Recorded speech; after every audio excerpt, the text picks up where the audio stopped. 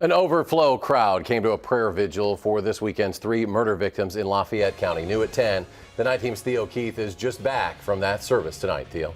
Eric, to get to tonight's service in Wiota from Madison, you drive past the football field in Argyle, which had a similar vigil last fall for 3 victims of a fatal fire. As people pointed out at tonight's vigil for this weekend's victims, the area has been through a lot.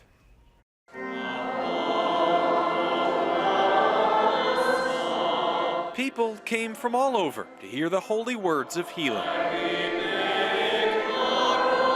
An overflow crowd of more than 200 people sang and prayed at Wiota Lutheran Church for the 3 victims, Gary, Chloe, and Dean Thoreson. They know that we're praying for them, and they very much appreciate that.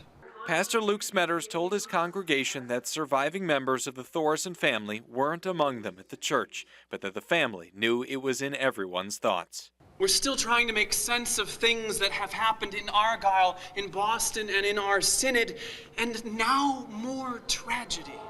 For a community of farmers, parents, grandparents, and active churchgoers, this weekend's crime ripped away their rural peace and quiet. For help and hope, they hung on to one another.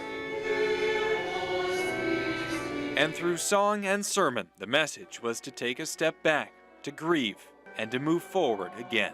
Oh yes, we need to breathe, to let all the answers to the questions actually catch up for once to the thoughts in our minds.